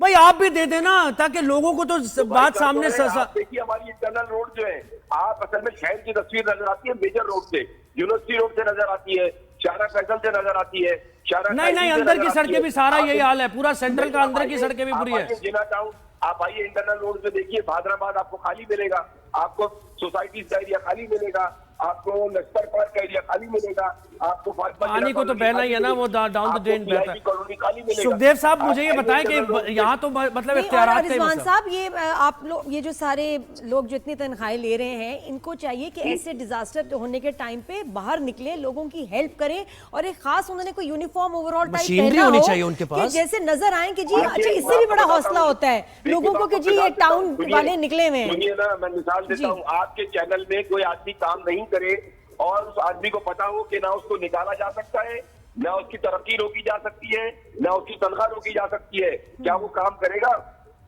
नहीं करेगा। बस इसका मतलब हल सिर्फ जमात इस्लामी फिर नहीं, फिर नारा ये हल सिर्फ जमात इस्लामी जो है ना वो देखा हमने अभी। सुखदेव साहब आप ये बताएं, वो ये कह रहे हैं कि सियासी भर्तियों का मसला है और ये कि ऐसे लोग नाअहल काम कर रहे हैं जिनको निकाल भी नहीं सकते, वो उनके बिल्कुल हाथ पैर बंधे हुए हैं। देखिए जी, दोबारा इन्होंने और इतनी मिसलीडिंग बात की है। एम्प्लॉयमेंट किसने की हुई है? मैं अर्ज करता चलूं, टाउन स्टेचुरी बॉडीज होती हैं, इनके पास इख्तियार होता है किसी को भी एम्प्लॉय करने का, निकालने का। 7 करोड़ पे तनख्वाह दे रहे हैं तो वो लोग बारिशों में बाहर जो नाले साफ करने नहीं आ रहे, आप उनको निकाल दें, आपके पास पावर्स है वहाँ पे, आपने कानून आपको पावर देता है। टाउन खुद मुख्तार होते हैं, इंडिपेंडेंट होते हैं, इनके ऊपर कोई पाबंदी नहीं। पहली बात इनको बोले, आपसे इनसे पहले जो टाउन चेयरमैन बात कर रहे थे, पीटीआई के थे शायद, उन्होंने खुद एडमिट किया, इनको आपस में सेट करवा दे। वो खुद एडमिट कर रहे हैं, फंड भी मिलते हैं, वो खुद एडमिट कर रहे हैं, छोटे नाले हमारी जिम्मेदारी है, छोटे नालों को बड़े नालों से कनेक्ट करना हमारी जिम्मेदारी है। ये आपस में तो पहले सेटिंग कर लें। कोई कह रहा है कि मिलते हैं, कोई कहता नहीं मिलते, आपकी बात छोड़ दें, फिर आप ना करें इसमें जो है, फिर नारे ना लगाए, सबसे हमारे पास है। देखिए मेरी खुद ड्यूटी लगी हुई थी, ना सिर्फ मुर्जा वहाब साहब, ना सिर्फ कैबिनेट मेंबर्स, बाकी एडवाइजर्स, सीएम साहब खुद और हम जो तर्जुमान थे, हमारी भी ड्यूटीज लगी थी। मेरी खुद की पर्सनल ड्यूटी लगी थी 2 तलवार से लेके फ्लाईओवर जो था, ये फौजियाबाद फ्लाईओवर मिडिल ऑफ द शारा फैसल, रात को 10:15 बजे क्लियर था। मैंने सोशल मीडिया पर अपलोड किया हुआ है, it's there as a proof. रात को 10:30 तक 19 अगस्त को, परसों जब बारिश हुई, 6 बजे डूबा हुआ था, रात को 10 बजे क्लियर था। 2 के लिए पूरा शारा फैसल ऐसे क्लियर था। मेन आर्टरीज खुल गई थी, अपने आप पानी नहीं गया, नालों में कैपेसिटी थी, नालों ने उसको ड्रेन किया, पानी बाहर निकाल दिया। इनका कहना है कि नाले नहीं निकाल रहे, नाले हमारी जिम्मेदारी नहीं। तो भाई आपकी क्या जिम्मेदारी है? 7 करोड़ पे तनख्वाह लेना आपकी जिम्मेदारी है, हर महीने जो है ये फंड्स लेना जिम्मेदारी है, पर्क्स एंड प्रिविलेजेस करना आपकी जिम्मेदारी है। और आपने कहा ये फायर कर सकते हैं लोगों को। अच्छा सुखदेव साहब प्लीज जरा वो बताइएगा, शुरू में वो सवाल रह गया कि ये जो प्रोजेक्ट है यूनिवर्सिटी रोड का, मलीर का, जिसमें अच्छी खासी खुली रोड, जिसपे कभी जैम नहीं होता था, 2 साल से अजियत में लोग हैं क्योंकि एकदम नैरो रोड पतली सी बना दी गई और प्रोजेक्ट खत्म नहीं हो रहा। तो आप लोगों से पूछिए, मेरा ख्याल शायद उनको जरूरत भी नहीं है इस ट्रेन की, क्योंकि इसकी वजह से तकलीफ बहुत हो रही है। इस पे 2 पहलू हैं। पहली बात, कराची को पब्लिक ट्रांसपोर्ट की जरूरत है, बड़ा बुरा हाल है पब्लिक ट्रांसपोर्ट के हवाले से। कराची जिस हिसाब से आबादी बढ़ी है उस हिसाब से पब्लिक ट्रांसपोर्ट को हमने और रैंप अप करना है। इसको हम समझे कि 20% इंप्लीमेंट नहीं किया पब्लिक ट्रांसपोर्ट को ओवरऑल, इसको और बढ़ा। Number 1। Number 2, you are right, public सफर कर रही है, उसमें से गवर्नमेंट को चैलेंजेस आए। यूटिलिटी कंपनीज जो भी हैं, चाहे वो गैस की आपकी स्विच साउदर्न होगी, चाहे आपकी वो इलेक्ट्रिक की यूटिलिटी कंपनीज हो गई, या बीच में टाउन आ गए, इनकी वजह से इसमें डिले आया है। और हम मौजूद कहाँ हैं विद द पीपल, इंशाल्लाह आपको डेट बता दें, महीना बता दें, कोई ये कब कंप्लीट हो जाएगा प्रोजेक्ट, ताकि फिर भी जरा एक हौसला आ जाए। देखिए जहाँ से वो प्रोजेक्ट गुजर रहा है वो कम्प्लीटली गवर्नमेंट का डोमेन नहीं है, उसमें काफी टाउन्स भी आ रहे हैं, उसके साथ यूटिलिटी कंपनीज भी आ रही है। तो मैं आपको बट आपके पास कोई तो कंप्लीशन टाइम पीरियड होगा ना सुखदेव साहब, कुछ एक महीना बता दें कि 3 to 4 months हमारे पास का कंप्लीशन टाइम है, कि with in 3 months to 4 months अल्लाह करे कि ऐसा हो। बहुत शुक्रिया। तर्जुमान सिंध हुकूमत सुखदेव साहब ने हमें ज्वाइन किया, शेख साहब हमारे साथ थे और रिजवान अब्दुल समी। वैसे सुखदेव साहब मैं आपको ये मशवरा दे दूं कि अब लग ऐसा रहा है कि आने वाली बारिश के लिए आप ही को तैयारी करनी पड़ेगी, क्योंकि टाउन के जो मामलात है ना ये वो कुछ चल नहीं रहे। हाँ। अब या तो उन्हें जेन्युइन उनके तहफ़्फ़ुज़ात हैं, या फिर वो सिर्फ एक हशब कर रहे हैं मामले को कि उनकी जिम्मेदारी से हटा दिया जाए उनको और ना पूछा जाए। लेकिन आपने ही करना है सर जी, और लोगों को इस दफा बड़ा एक्टिवली सवाल करना है गवर्नमेंट से।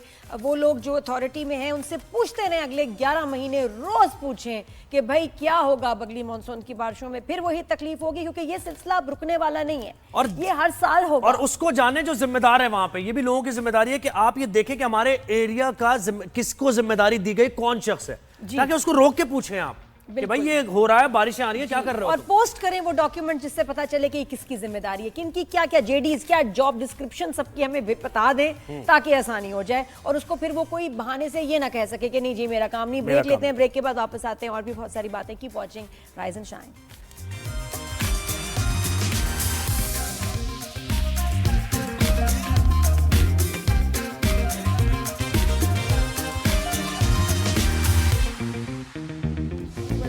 Back after the break. Appreciate हम जरूर करेंगे लोगों को जिन्होंने अपनी मदद आपके तहत बिल्कुल जो है मैनेज किया और दूसरों की भी हेल्प की, दूसरों को जो है फैसिलिटेट किया, जो लोग गिर गए उनको उठाया, रेस्क्यू किया, ट्रैफिक पुलिस बन गए, गाड़ियों को धक्का दे रहे हैं, जिस तरह भी हो एक दूसरे की हेल्प कर रहे हैं, तो ये मैं तो कहूँगी शाबाश। बिल्कुल, लोगों ने एक दूसरे की बहुत मदद की है और बहुत से लोगों ने जिन इलाकों में पानी जमा हो गया था सड़कों पर और करीब थे उनके घर, तो उन्होंने ये भी कहा था कि हमारे घर में आकर स्टे कर ले जो लोग यहाँ पर फंसे हुए हैं। फिर दीगर चीज़ें लोगों को निकालना वहाँ से, कुछ लोगों की बाइक्स भी हालांकि खुद बड़ी प्रॉब्लम में चल रहे थे, लेकिन जब देखा कि बाइक वाला गिर रहा है तो उसकी मदद की और उसको सपोर्ट करते हुए धक्का देते हुए आगे लेके गए। बहुत से बच्चों की वैन्स को लोगों ने धक्के लगाए, हालांकि खुद भी फंसे हुए थे, तो लोगों ने तो ये किरदार अदा किया। करंट लगे जिनको, उनको बचाने की कोशिश कर रहे हैं। मैं बताऊं इतने सारे हादसे हुए हैं जो रिपोर्टेड ही नहीं है, मैं पता ही नहीं जी। अच्छा, अब ये तो खैर सिंध का और कराची का हाल हमने आपको बताया, लेकिन पूरे पाकिस्तान में कोई सूरत हाल अच्छी नहीं है बारिशों की। और ये जो मॉनसून का एक स्पेल्स आए हैं 2-3-4 बहुत ही सिवियर, और दुनिया की जो न्यूज़ चल रही है उसमें हेडलाइंस में पाकिस्तान के floods, flash floods, cloud burst, ये इन सब का जिक्र हो रहा है। बिल्कुल ऐसे ही है। तो बारिशों से तमाम सूबों में बुरा हाल है। खैबर पख्तूनख्वा में तबाही फैली हुई है। क्लाउड बर्स्ट की जिससे बात की तो 1000 के करीब जानी नुकसान हो चुका है। और इसमें पीडीएमए और एनडीएमए क्या कर रहा है और कितनी कोऑर्डिनेशन है, तो पीडीएमए की कोशिशों से मुताल्लिक हम जरा जानने की कोशिश करेंगे। तर्जुमान पीडीएमए केपी अमजद खान साहब ने हमें ज्वाइन किया और पीडीएमए के पंजाब के तर्जुमान हैं इरफान साहब, उन्होंने हमें ज्वाइन किया। आप दोनों को हम वेलकम करते हैं शो पर। गुड मॉर्निंग, कैसे हैं आप लोग? ठीक ठाक हैं? बिल्कुल शुक्र अल्हम्दुलिल्लाह सर जी। अच्छा, मैं पहले पंजाब का जरा हम जिक्र कर लें। पंजाब में भी ये पीडीएमए के डायरेक्टर हैं बिल्कुल अमजद खान साहब और इरफान साहब भी। अच्छा, पहले पंजाब का जिक्र कर लेते हैं। कितनी बारिशें अभी तक हो चुकी हैं, कितनी बारिशें मुतवक्के हैं, कितनी तबाही इस वक्त हुई है और क्या तैयारी आपकी, जरा आगाज करें गुफ्तगू। Thank you very much for having मी। और अभी हम 7th स्पेल जो है वो मॉनसून का पंजाब में चल रहा है और इससे पहले आपने देखा कि इस साल ओवरऑल जो मॉनसून था वो अबव नॉर्मल रेनफॉल प्रेडिक्टेड था और 20 से 25% ज्यादा बारिशें थी। लेकिन मैं सिर्फ जुलाई के स्टैटिस्टिक्स अगर आपके साथ शेयर करूं पंजाब के, तो जुलाई 24 की निस्बत जुलाई 25 में 62% ज्यादा बारिश हुई पूरे पंजाब में। और खास तौर पे जो 3rd स्पेल हमारा था उसमें चकवाल, जेहलम, नाला लई में तुगयानी का सबब बना और गैर मामूली बारिशें हुई। लेकिन ये मैं एतमाद के साथ कह सकता हूँ कि पंजाब में चीफ मिनिस्टर पंजाब की हदायत के ऊपर, क्योंकि हमने डीसिल्टिंग के प्रोसेस को बिफोर टाइम अप्रैल और मई के महीने में मल्टीपल साइकिल्स में तमाम स्ट्रॉन्ग वाटर ड्रेन्स और वाटर कैरिंग चैनल्स की बार बार डीसिल्टिंग करवाई। उसमें बड़े नाले, नाला लई या सियालकोट और नारोवाल के नाले हों या अंदरून शहर और अर्बन ड्रेनेज सिस्टम हो, उस सब की डीसिल्टिंग मल्टीपल साइकिल्स में हुई। और यही वजह थी कि पंजाब में बड़ी बारिशों के बावजूद लाइफ दोबारा 2 से 4 घंटे में नॉर्मलाइज हुई। अब हमें 23 तारीख से फिर दोबारा ज्यादा भरपूर बारिश का स्पेल पंजाब में एक्सपेक्ट किया जा रहा है, क्योंकि इस वक्त इसकी ज्यादा कॉन्सेंट्रेशन, जैसे आपने शुरू में कहा, सिंध और बलूचिस्तान की तरफ ज्यादा है। दूसरा, मैं इसके साथ साथ ये भी बताता चलूं कि पंजाब में इस वक्त जो हमारे मेन दरिया हैं, हमें पिछले 10 दिन से, बल्कि इससे भी ज्यादा टाइम से, इंडस रिवर में कंटिन्यूसली दरमियाने दर्जे का सैलाब चल रहा है। और उसकी एक वजह यह है कि तरबेला डैम हमारा अल्हम्दुलिल्लाह 100% फिल हो चुका हुआ है और वहां से भी डिस्चार्जेस आ रहे हैं। और प्लस ये बाकी दरियाए काबुल में और जो अपर कैचमेंट्स की बारिशें हैं और ग्लेशियल मेल्टिंग की वजह से रिवर में कंटिन्यूसली इंडस रिवर में कंटिन्यूसली दरमियाने दर्जे का सैलाब चल रहा है। इसके साथ साथ एक और जो बड़ा पंजाब के लिए इस वक्त मेजर इशू है वो दरियाए सतलुज है कि जो अपर कैचमेंट्स में इंडियन साइड पे डैम्स हैं, पौंग डैम और भाखड़ा डैम, वो भी अपनी कैपेसिटी का ऑलमोस्ट 80 to 85% अटेन कर चुके हैं। तो सर ये तो बड़ी अलार्मिंग बात नहीं हो गई है। और आपने अल्हम्दुलिल्लाह कहा उसमें क्या 100%, ये थोड़ा सा अमजद साहब हम कंफ्यूज हो गए। आपने कहा अल्हम्दुलिल्लाह जो डैम है वो 100% पूरा हो चुका है, फिल अप हो गया है। जी इरफान साहब, जी तरबेला डैम पूरा हो चुका है। और इसमें खुशी की क्या बात है? ये जरूरी है हमारे लिए। इसमें अच्छी बात क्या है सर, जरा वो बताइएगा, इसमें अच्छी बात क्या है? क्योंकि हमें नहीं समझ आई, हमें तो डर लग रहा है। जी जी, तरबेला डैम का फिलअप होना इसलिए जरूरी है कि ये हमारी फूड सिक्योरिटी के लिए और हमारी जो एग्रीकल्चरल नीड्स हैं सारा साल, अगर तरबेला डैम, क्योंकि इस वक्त मंगला डैम हमारा नहीं भरा हुआ और वो 80 तकरीबन अभी 70% तक भरा हुआ है, तो वो एक चैलेंज है कि उसको मानसून के सीजन में ही वो मंगला नहीं तो डैम, अगर तरबेला मुझे डैम बताएं भरवाएं, अगर ताकि वो मजीद भी हमारी मानसून food security जरा और प्रोलॉन्ग हो जाता है agricultural needs के लिए। तो और मुझे ये बताएं कि तरबेला, अल्लाह ना करे अगर और रेला आता है तो तरबेला का पानी कहाँ जाएगा, फिर वो ओवरफ्लो होगा? नहीं, इसको समझने की जरूरत हाँ, है यही हम कि समझ इसका के ऊपर पूरी तरह से एक मजबूत सिस्टम इन प्लेस है और अभी भी तरबेला से पानी का डिस्चार्ज वो स्पिल वेज से कंट्रोल डिस्चार्ज जिसको कहते हैं वो ऑलरेडी हो रहा है और वो उस चीज को मद्देनजर रख के हो रहा होता है कि पीछे अपर कैचमेंट से मजीद कितनी बारिशें हैं और अपस्ट्रीम तरबेला कितना पानी आएगा और डाउनस्ट्रीम हमें कितना छोड़ना है। तो वो पूरे कंट्रोल तरीके से अभी इस वक्त तकरीबन 2.25 लाख क्यूसेक पानी वो तरबेला से नीचे डाउनस्ट्रीम छोड़ा जा रहा है और ये डैम्स का भरना इसलिए भी जरूरी होता है कि ये मुल्क की पूरी एक लाइफ लाइन होती है और इसके बाद अब सारा साल इस पानी को आगे हमने कंट्रोल डिस्चार्ज, लेकिन मार्जिन कम है, यानी मार्जिन कम है, चलाना है। होता है ना एक ताकि कैपेसिटी। वो हाँ, फिर ओवरफ्लो करके फिर वहां से फिर वो पानी कहाँ निकल जाएगा, जाहिर है वो निकल जाएगा। अच्छा अमजद साहब, आप जी शामिल गुफ्तगू करते हैं अभी अमजद साहब को भी और फिर आपसे दोबारा और भी सवालात करेंगे। अमजद साहब आप बताएं, केपीके में तो बड़ी तबाही हुई, जैसे पंजाब में तबाही हुई हमने देखी। अब आप जरा पहले तो अपडेट कीजिए हमें कि पीजीएमए की क्या कार्रवाइयां हो रही हैं, रेस्क्यू ऑपरेशन क्या चल रहे हैं, क्या फोरकास्ट है रेन की? बिस्मिल्लाहिर्रहमानिर्रहीम। हमारे पास अभी तक जो कंफर्म्ड डेथ्स का वो तादाद आई है तो 392 ओवरऑल डेथ्स हुई है ये 15 अगस्त से लेके अभी तक, जिसमें कि मैक्सिमम 234 जो है हमारे पास बुनेर में है और इसके साथ हमारा एक सर्च ऑपरेशन जो रेस्क्यू ऑपरेशन था वो स्टार्ट था बुनेर में, शांगला में और सवाबी में जैसे उस दिन क्लाउड बर्स्ट हुआ था उसमें काफ़ी लोग जो थे मिसिंग थे। तो कल वो ऑपरेशन कंप्लीट हो गया है और ओवरऑल उसमें सवाबी में 41 डेथ्स जो है वो रिकवर्ड हुई है, तो डेड बॉडीज रिकवर्ड हुई है ओवरऑल, और जिससे कि हमारा वहाँ पर ऑपरेशन कंप्लीट है।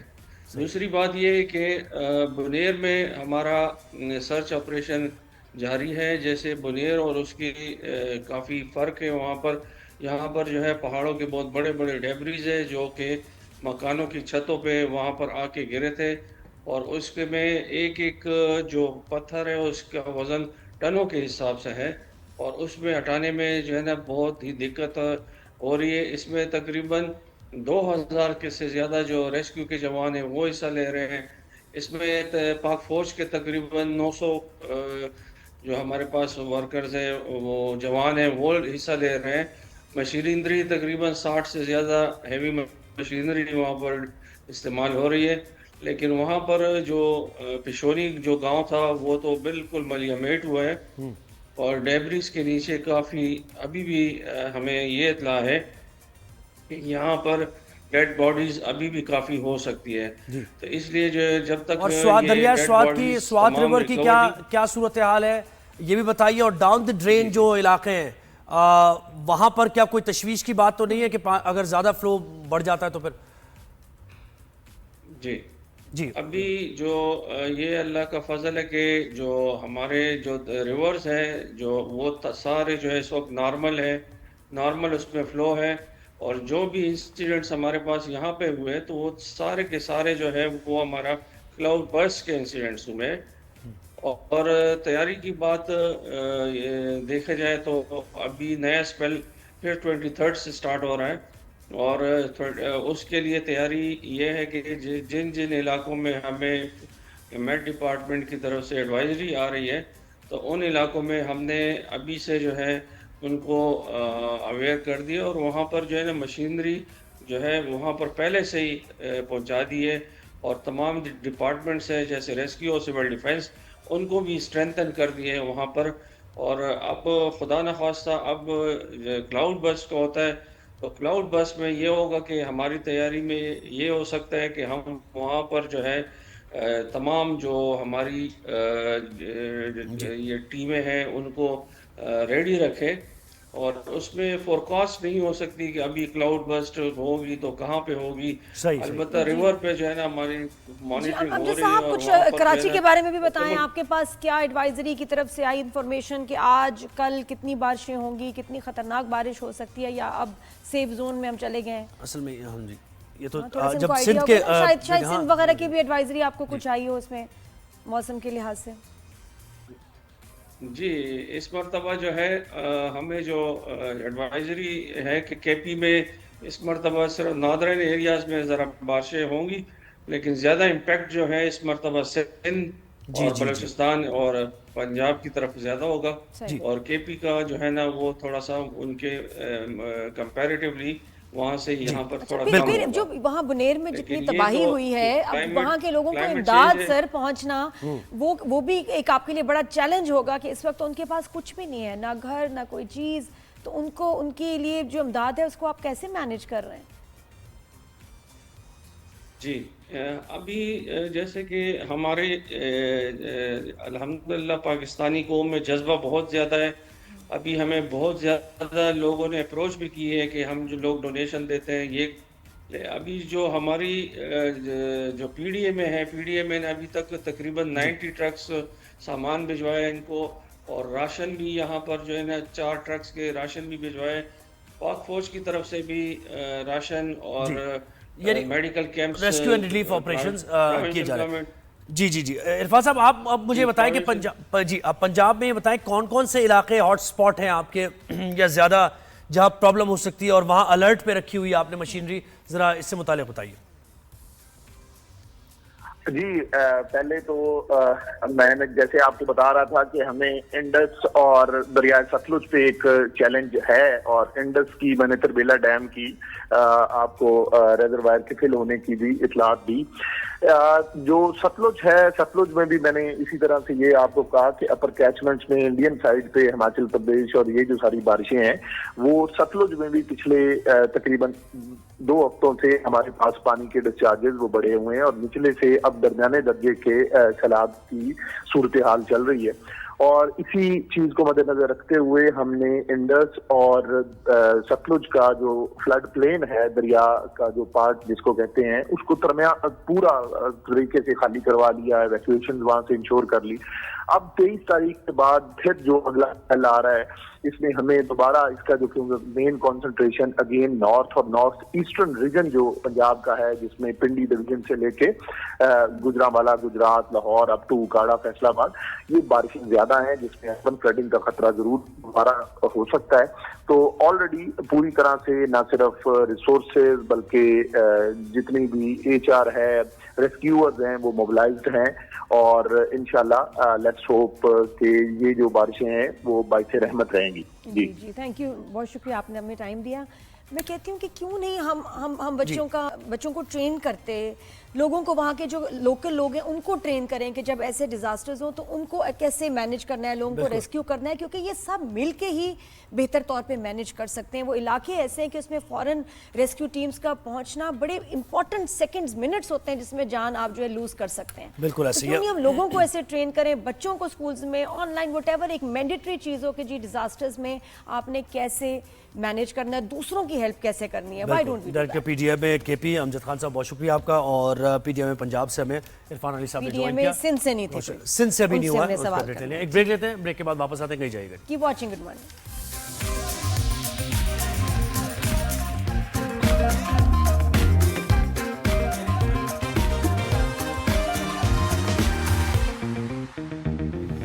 Welcome back after the break. Rise and shine में मैं नादिया खान, ज़ुहैब हसन बातें कर रहे हैं।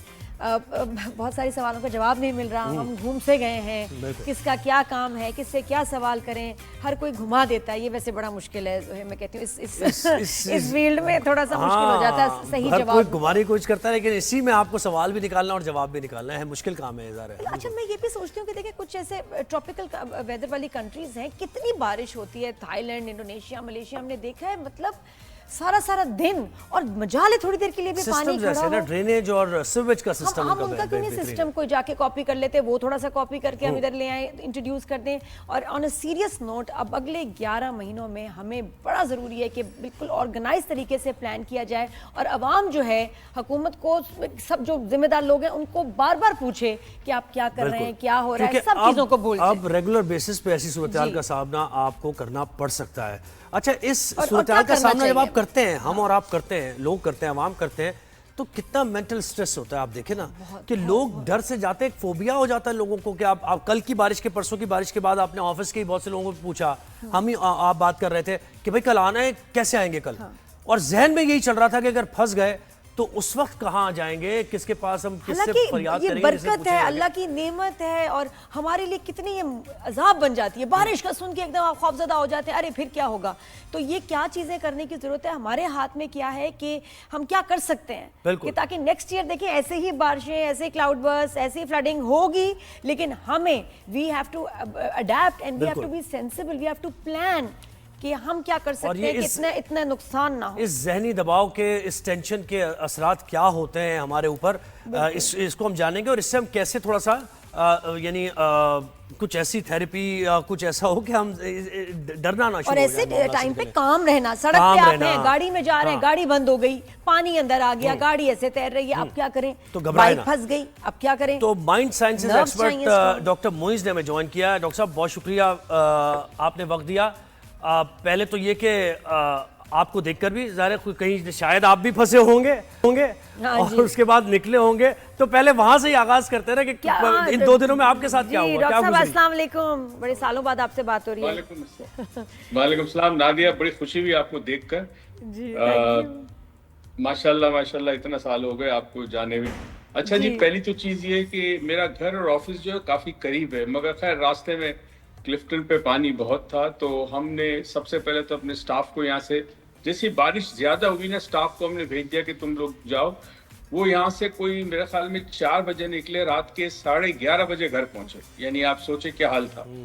खैर हमने फिर देखा कि बारिश से तेज हो गई, तो हम अपने घर चले गए।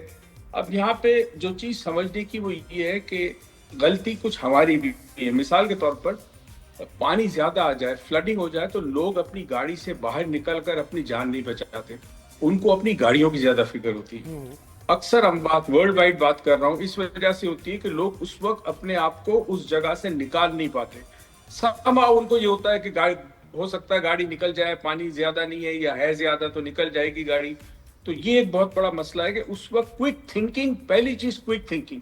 जहां आप देखें कि पानी ज्यादा है, देखें अल्लाह ना करे ये वापस हो, मगर चांसेस है कि चूंकि ग्लोबल वार्मिंग वर्ल्ड वाइड एक फिनोमेना हो चुका है, पाकिस्तान में भी बारिशें ज्यादा होंगी, मसाइल ज्यादा होंगे, तो एक तो सिखाया जाए, स्कूल लेवल से सिखाया जाए कि क्विक थिंकिंग, फौरन सोचना, फौरन अमल करना, वेट नहीं करना किसी चीज का।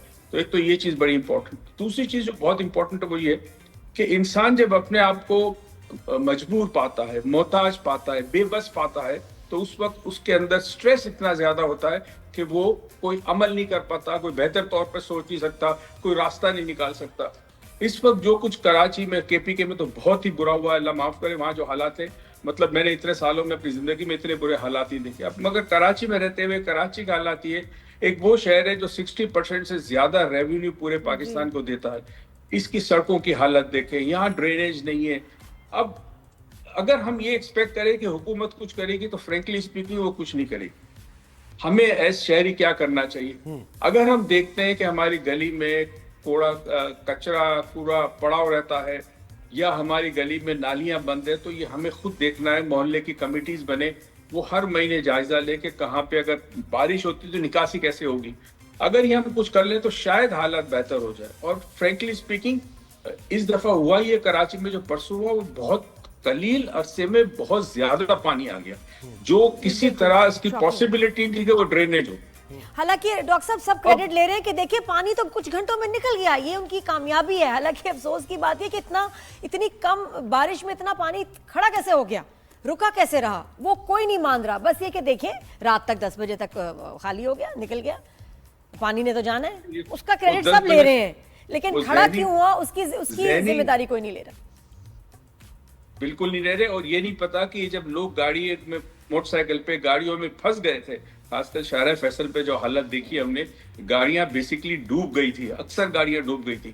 तो अब उनका नुकसान कितना होगा? जिसकी गाड़ी अगर पानी में चली जाए एक दफा, उस गाड़ी की कीमत आधी हो जाती है, उस गाड़ी पे खराजात बहुत होते हैं। बेचने जाओगे तो पता चल जाता है कि गाड़ी पानी के अंदर डूबी थी, तो उसकी वैल्यू बहुत कम हो जाती है। तो वो नुकसान कौन, मतलब उसकी भरपाई कौन करेगा? उस नुकसान को कौन देगा? तो अब मसला सारा ये है कि किसी न किसी तरह कोई जिम्मेदारी लेने को तैयार नहीं है। अच्छा डॉक्टर साहब, मुझे बताएं, ऐसी सिचुएशन में जैसे मैं अगर पानी में देख रहा हूँ, आगे ब्रिज है, ये वाला कारसाज पे जो ब्रिज है, वहां मैं देख रहा हूँ पानी बहुत ज्यादा है, गाड़ियां फ्लोट कर रही हैं, मैं गाड़ी में हूं और मैं आगे जा रहा हूं। उस वक्त मैंने क्या सोचना है, अपने आप को रिलैक्स कैसे करना है? क्योंकि देखिए बंद भी इसी तरह होती है कि आपको घबराहट हो जाती है और उसके बाद आप वो काम नहीं करते तो आपकी गाड़ी बंद। पैनिक सिचुएशन में क्या सोचना है? काम कैसे अपने आप को रखें? कौन सी जरा ऐसी कुछ ब्रीदिंग टेक्निक्स? सबसे पहले तो देखिए, होता ये पैनिक में इंसान डिसीजन नहीं ले पाता, मगर अगर हम अपने जहन को पहले से तैयार रखें कि पाकिस्तान में, कराची में कभी भी इस किस्म के हालात हो, मुझे करना कि ये डिसीजन पहले होता है, उस वक्त नहीं हो सकता क्योंकि पैनिक में होते हैं। आप दूसरों की गाड़ियां देखते हैं डूबी हुई है, लोग परेशान है, मोटरसाइकिलें फंसी हुई है, उस वक्त आपको क्या होता है? अपनी जान और अपने माल को बचाना, और माल आपका गाड़ी है। तो आप गाड़ी से बाहर निकल जाए, फौरन निकल जाए कि किसी सूरत में भी ऊंची जगह पे पहुंच जाए। गाड़ी गई तो गाने दे। और एक और चीज मेरे ख्याल में जो कि आगे आने वाले दिनों में पाकिस्तान में बड़ी इंपॉर्टेंट हो जाएगी, वो ये है कि आपकी इमलाक का इंश्योरेंस बहुत इंपॉर्टेंट है। ये आज तक हमने इन चीजों को समझा नहीं है। डॉक्टर साहब, मैं भी हमेशा शो में कहती हूँ कि जब आप गाड़ी लेते हैं इतनी महंगी, तो आप उसकी इंश्योरेंस भी ले लेना, सुकून हो जाए। आपको ये पता हो कि चलो कोई हादसा कुछ ये हो तो मेरी गाड़ी जो है ना, इस पे मुझे खर्चा इतना करना नहीं पड़ेगा। कल्चर ही नहीं हमारे इंश्योरेंस का। अच्छा, ये बताया नहीं जाता ना, ये चीजें बताई नहीं जाती, क्योंकि आप 50 लाख की गाड़ी लेते हैं मगर आप 30-40 हजार या 1 लाख रुपए सालाना खर्च करने को तैयार नहीं है। ये हमारी जहनियत देखे कैसी है। ये मैंडेटरी होना चाहिए, उसके बगैर आप गाड़ी ले ही ना सके, जिस तरह बाकी मुल्कों में है कि बगैर इंश्योरेंस के या आपकी हेल्थ इंश्योरेंस के आप वहाँ काम ही नहीं कर सकते, रह नहीं सकते। हमारे अब ये सख्त मैंडेटरी चीजें होनी चाहिए कि खर्चा इतना कर रहे हो तो ये भी करो। अच्छा डॉक्टर साहब, एक तो वो है जो फंस गया, एक वो है घर वाले जो इंतजार कर रहे हैं और उन्हें पता ही नहीं है। कल तो परसों ये भी हुआ कि सिग्नल्स भी नहीं आ रहे थे और इंटरनेट भी नहीं चल रहा था, राब्ता भी नहीं आपका हो रहा, तो उनका मेंटल स्ट्रेस और ही किसी नेक्स्ट लेवल पे चला जाता है। देखिए, वो एंजाइटी उनको और किस्म की होती है। अभी तक नहीं आया, अभी तक नहीं आया, बारिश हो रही है, कहाँ फंसे होंगे, मोबाइल फोन नहीं, कनेक्शन नहीं हो रहा, बात नहीं हो पा रही, तो वो एक कैफियत एक अलग होती है। उसमें बेहतरीन चीज ये है कि घर वाले जो है वो किसी ना किसी तरह अपने आप को कंट्रोल रखे, काम रखे। उम्मीद एक ऐसी चीज है जो हमारे माशरे से कई सालों से गायब हो चुकी है। जो होप होती है ना, होप या उम्मीद जिसे हम कहते हैं, ये इंसान के अंदर बहुत बड़ा हौसला देती है। और अल्हम्दुलिल्लाह हम तो मुसलमान हैं, हमें तो उम्मीद सबसे ज्यादा होनी चाहिए। तो मेरे ख्याल में घर में बैठे हुए लोग उम्मीद रखें, केओस ना क्रिएट करे, टेंशन ना क्रिएट करे, किसी ना किसी तरह कोई इस तरह की हरकत ना हो कि जिससे उनको अपने ऊपर नुकसान हो। अच्छा, इसी तरह घरों की भी बात है कि जिनके ग्राउंड फ्लोर पे घर हैं, वहां पानी आने का खतरा है, तो वक्त से पहले किसी, आप देखें मेरी ऑफिस में, हमारा ग्राउंड फ्लोर पे ऑफिस है, तो हमने जैसी बारिश का हमें पता चला, हमने सारे कंप्यूटर्स को जो नीचे रखे हुए थे, सीपीयूज, उनको उठा के टेबलों पे रख दिया। इस तरह की एहतियात घरों में पहले से होनी चाहिए। देखिए, आपको पेशगी इत्तला तो मिल जाती है, बारिश ना हो, नथिंग टू वरी अबाउट। आपको भाई प्रेडिक्शन है कि बारिश होगी, चलो नहीं भी कोई बात नहीं। अच्छा, ये भी अजीब है, जब बारिश नहीं होती तो प्रेडिक्शन होती है, तो अब हम कहते हैं अजीब प्रेडिक्शन है, बारिश तो हुई नहीं। और जब प्रेडिक्शन होती है और बारिश होती है, एहतियात हम नहीं करते, फिर परेशान होते हैं हमारा इतना बड़ा नुकसान हो गया। सेफ्टी सेंस इतना पुअर है, इतने हम केयरलेस हैं कुछ हम लोग कि जी बारिश है, मोटर से बहुत पता है ये पानी की मोटर से कितना करंट लगते हैं, लेकिन को रबड़ की चप्पल पहन के नहीं जाएगा। सोचेंगे नहीं कि हमें करंट लग सकता है, कुछ हो सकता है। बच्चों को बाहर भेज दिया कि बेटा ये तो स्विमिंग पूल बन गया, जाओ नहाओ। बच्चे कहाँ हैं, पेरेंट्स को पता ही नहीं। तो हम लोग ये भी एहतियात नहीं करते कि भाई कौन कितने लोग क्या क्या कर रहे हैं। हमारी भी सेफ्टी सेंस कितना पुअर हो गया। स्विचेस हैं, उनके कवर्स नहीं है, खुले हैं, और फिर हम कहते हैं कि ये देखो क्या हो गया। और सबसे बड़ी चीज नादिया, जब ये बारिश होती है ना, तो सबसे जो अजीबोगरीब चीज है, वो नौजवान मोटरसाइकिल पर निकलते हैं बारिश के अंदर पानी पे चलाने के लिए। अच्छा, ये भी बड़ा खतरा है, मैनहोल खुले में, ढकने हैं नहीं, गड्ढे, आपको नहीं पता क्या होने वाला है। तो सही ये बात भी है, एक यानी अजीब एनालाइज करें चीज़ है। सिचुएशन को, और वो जो उम्मीद की आपने बात, बहुत शुक्रिया डॉक्टर बहुत पुलिस, आपने शुक्रिया, वक्त thank you, दिया, डॉक्टर साहब। और बड़ी अच्छी आपने बात की कि एक तो पॉजिटिव आपकी इंटेंट होनी चाहिए कि ठीक है, मुस्बत सोच आप रखते हुए आगे चलेंगे तो आप कामयाब, लेकिन आप पहले ही नेगेटिविटी के साथ। अच्छा, और एक और फैसला साजी कि अक्सर ये होता है बारिश में आप कहते हैं कि रश करना है घर की तरफ, लेकिन आप ये देखिए कि क्या बारिश आधे घंटे हो तो नहीं गई है, तो मैं बेहतर ये है कि जहां पर सेफ हूं वहीं बैठा रहूं। और तो ये शऊर ये अब फैसला है जो है। हम में वैसे तो होना चाहिए था ऑटोमेटिकली, जितना हमारे पास नेट फोन हर वक्त हमारे हाथ में है, लेकिन हम जो ये फजूल रीले देख रहे हैं उससे बेहतर होता है कि हम सेफ्टी की वीडियोस देखते हैं। अगर अच्छी तरह यूज करें तो कमाल चीज है ये इंटरनेट। बिल्कुल आप उसमें देखें बारिश में किस तरह अब जो हादसे होते हैं उनसे बचा कैसे जाए, गाड़ी डूब रही हो तो आपने अपने आप को बचाना कैसे है। कितनी दफा लास्ट टाइम कौन सी आपने वीडियो सर्च की थी और खुद नहीं आ गई आपकी फीड में? नहीं, तो बस वो हम तो ये एंटरटेनमेंट करते है। खैर, एक ब्रेक लेना हमने राजन शायद में, ब्रेक के बाद वापस आते हैं। अभी शो हमारा जारी है, बहुत कुछ है आपको बताने के लिए, दिखाने के लिए। एक ब्रेक के बाद वापस आते हैं।